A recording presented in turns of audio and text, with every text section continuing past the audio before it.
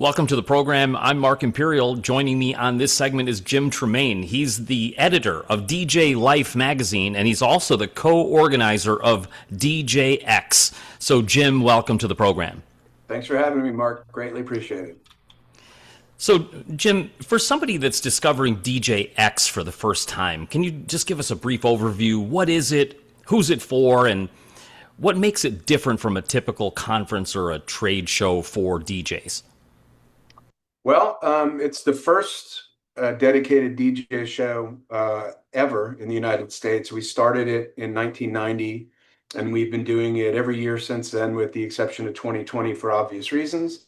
The kind of show it's really a show for all DJs, for mobile DJs, club DJs, turntablists, beginners, the new content creation sector that's come around since 2020. We like to think we have something for DJs of all stripes, whether it's the exhibition hall with the new technologies, but we also have apparel companies there for mobile DJs and a variety of other things in there that reach all sectors of the DJ market.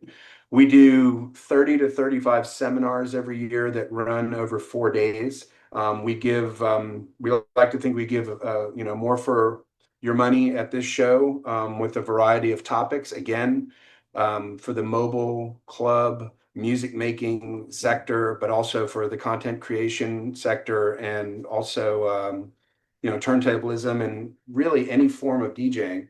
Hopefully, and then at night we have parties, after dark parties, with a variety of different types of DJs with different types of music, different genres. So hopefully there's a little bit of something for everybody at our show. DJX has been such a terrific long-running program. What's the attendance been tracking like in percentages as far as like new to the scene, new DJs versus the folks that are just veterans that have been coming over and over again? What's the percentage of, like, would you say, new attendees each year been like?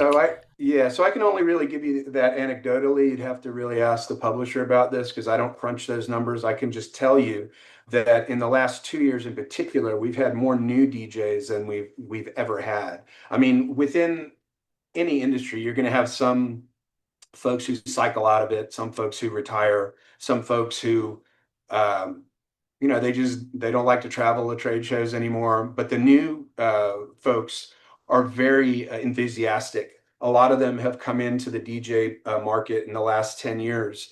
And there are different types of DJs. They bring a different level of enthusiasm. They have a real ability online, which helps their marketing and sales, especially if they're a mobile DJ, but also just getting their profile out there. So you have a different type of DJ. And I couldn't give you a percentage, but I do know I saw more new faces in the last 2 years than I've ever seen in the 35 years that we've been doing the show. It's certainly an exciting time to be a DJ now. And because you have such a front row view of the DJ world, how would you describe the state of the industry right now? Like, what feels especially exciting now, and where are DJs feeling like the greatest pressure?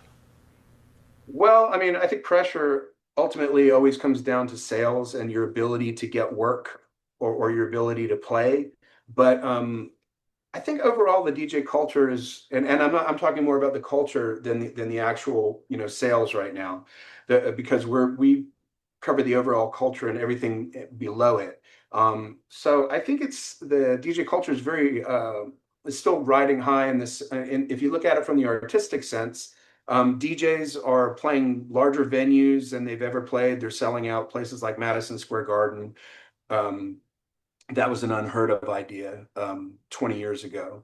I know you come from a very deep club background, and like the idea of listening to a B96 DJ, let's say in Chicago, all of a sudden playing, Chicago Stadium would have blown your mind, right? Well, now we have Black Coffee selling out Madison Square Garden.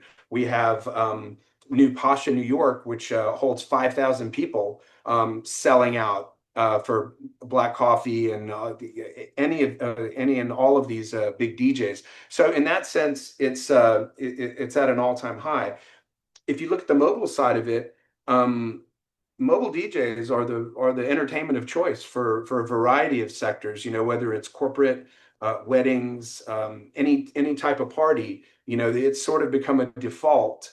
Yeah, you are competing against bands and other entertainers and things like that, but mobile DJs have gotten and entertainment companies overall have just gotten very good at what they do, and therefore it's a bigger part of the American cultural entertainment landscape than it ever has been. So I would say on that level, it's at an all-time high. The if you look at the equipment sector, that's a different thing. It's been boiled down to a lot of digital oriented products. Again, back when you were DJing in the 90s, we're talking hardware, we're talking turntables, we're talking CD players, and a lot of wires and lighting. Oh my God, what a nightmare that was back then. Well, everything has been boiled down, and for the DJ, it's great because the entry point has never been as attainable as it is now. And you definitely don't have to lug a bunch of stuff. I mean, who's schlepping around power amps now? You know what I mean? Just as an example, back in the old days, there were these boat anchors that were unbelievable, but you needed them. So the industry has made itself easier for the DJ, and we are forever grateful for that. Yeah, crates of vinyl are Oh my so damn God. heavy. Yeah, right. And now you have your laptop, or you have this little bitty thing that has all your music on it. And all the makers of DJ products are making it easier for you for the most part. And that's the digital revolution. Yeah, it's harder to lose your breath carrying your headphones. Where do you want these headphones? So, Right, and an airline can't lose your music now. So yeah, I can't tell you how many times I was in an airport where I saw a DJ losing his mind because his crate was gone. yeah, for real. I remember being on Hilton Head Island waiting desperately for the airline to bring our case of CDs for a gig that they didn't show up. So that was a nightmare. So Jim, what's changing the fastest in the DJ business right now? Whether it's technology or client expectations, even, or music performance, or the way DJs make money. What's changing the fastest? Well, I think the obvious answer is AI because mobile DJs now can use it to make their sales and marketing easier. It can do it's a tool really that can take care of a lot of things that used to take a lot of time in terms of answering calls, prioritizing things, even just getting text and information for your website. There are things that would take hours to do that now take seconds. So that's a big thing for the artistic DJ. When you're working in a DAW and creating music, there's a lot of AI tricks that can suggest things for you, can find things for you. I mean, there's even DAWs that do things for you that can make entire tracks. So maybe that's not the greatest idea, but you can do that. So yeah, I would say that's the biggest thing at the moment. You also have, as far as making money for DJs, the content creation world has become a source of revenue, and the guys and the gals who know how to do it, it's there's something to be said for having a type A personality, right? You want to get out there. You have a lot of confidence, and confidence attracts people, and I think that's why a lot of the podcasters and the guys on and gals on Twitch are have shows that people keep coming back to. It's because of sheer force of personality. And it could be that they could be delivering information that everybody needs, or they may just be somebody that people like to watch. So whatever the reason is, DJs have found an angle, and they're always early adapters to things. If you go back into the world of music, they took things like the 808 and the 303, and they created music with it. And it wasn't these things were not intended for the sounds that they ended up using on these hit records. But give it to a DJ, and he'll find a way to make use of it. Jim, as you and Sean and the team built DJX for 2026, has anything emerged as like the new idea, the trend, the technology, or the conversation that people are going to be talking about like long after the show? Well, I think again, hate to keep beating a drum, but AI is going to be a conversation because there are going to be several seminars at the show that show you how to use it as a tool, and hopefully it's viewed that way. And hopefully they'll leave the show not necessarily looking at AI as the enemy, but as something as a tool that they can use for their business, for better business, but also for making music. Um, and that is AI is just something that is not going away, and it's going to expand, and it expands and it moves faster than you can ever believe it. So I think that's going to probably be the part of the conversation that people are having after the show. Right on. So, who absolutely needs to be at DJX next week, and what do you hope that person leaves at Atlantic City knowing, feeling, or ready to do differently in their business? Well, we hope that DJs of all stripes come to the show.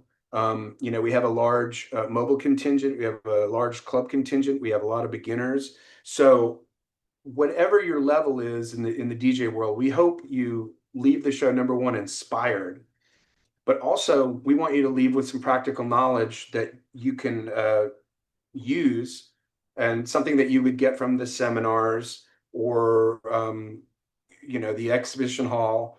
But ultimately, you'll probably get it through your networking, which is the almost intangible benefit that one gets from attending our show. You might meet somebody in the restroom. You might meet somebody on the exhibit floor. You might meet somebody at one of the parties or one of our seminar or outdoor seminars, or in the early evenings. So talk to people. You're going to learn things just by meeting folks from other parts of the country, hopefully, that they can impact what you do.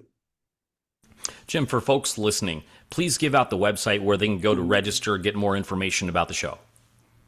Sure. DJX can be found online at djxshow.com. The show, it runs August 10 to 13 at the Hard Rock Hotel and Casino in Atlantic City, New Jersey. We hope to see you there. There's going to be exhibits running the 11th, 12th, and 13th. There's going to be seminars running the 10th through the 13th, and there's going to be evening events going from the 10th through the 12th. We're going to have some interesting keynotes. We're going to have Arthur Baker there. We're going to have another legend, Jellybean Benitez. We're going to have Sid Wilson from the band Slipknot doing keynotes. And we're going to have a ton of seminars touching all aspects of the show. So hopefully you'll come out and enjoy it. Jim, this has been terrific. I really appreciate you taking the time to share with my audience. I'm super excited to catch up with you next week and see you there in Atlantic City. And thank you so much for your help today and sharing the highlights of DJX. Thanks so much. Absolutely. And I'm looking forward to your seminar as well on Monday. That was Jim Tremayne, and I'm Mark Imperial. That's all for now. We'll see you again next time, and we'll see you in Atlantic City. Take care.